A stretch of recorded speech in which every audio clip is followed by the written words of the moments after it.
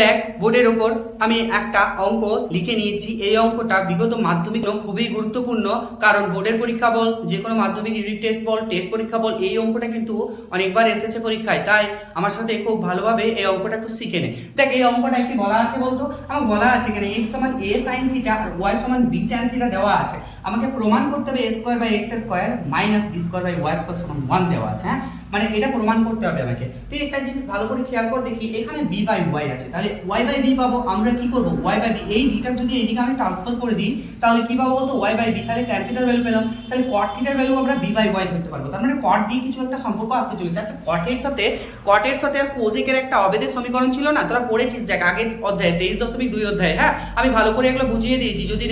যদি কেউ না পারিস তাহলে ভিডিওর ডেসক্রিপশনে লিংক দেওয়া আছে, লিংকে ফলো করে তোরা একটুখানি ভিডিওটা গিয়ে দেখে নিস। হ্যাঁ, তো দেখ আমরা এইখানে এই পুট করব, এখান থেকে আমি যেটা পাবো সেটা আমি লিখি। হ্যাঁ, তাহলে বলতো sin থিটা কি পাবো আমরা, x বাই a পাবো। এটাকে এর নিচে করবি তো। হ্যাঁ, গুণের সম্পর্ক আছে, ভাগের সম্পর্কে নিয়ে আই। তাহলে x বাই a হয়ে গেল।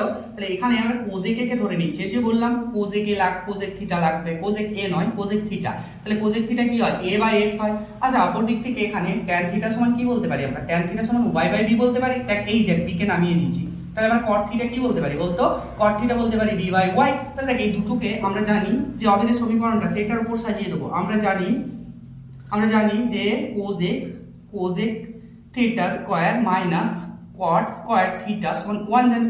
বসিয়ে দে তো, a square by x square minus cotটা হচ্ছে b square by y square সমান 1। দেখ প্রমাণিত হয়ে গেল। প্রমাণিত। দেখ এই যে 23.3 এর অঙ্কগুলো তো রয়েছে, আমি পরপর একদম প্রথম থেকে একদম শেষ পর্যন্ত অঙ্কগুলোকে খুব সহজভাবে বুঝিয়ে দিয়েছি। তোরা চাইলে ডেসক্রিপশনে লিংক দেওয়া আছে ভিডিওটার, তোরা ভিডিওটা একটু গিয়ে দেখে নে এবং অঙ্কগুলো শিখে নে। আমি বারবার প্র্যাকটিস করতে কোনো অসুবিধা হবে না। ত্রিকোণমিতি চ্যাপ্টারটা খুব সহজ লাগে।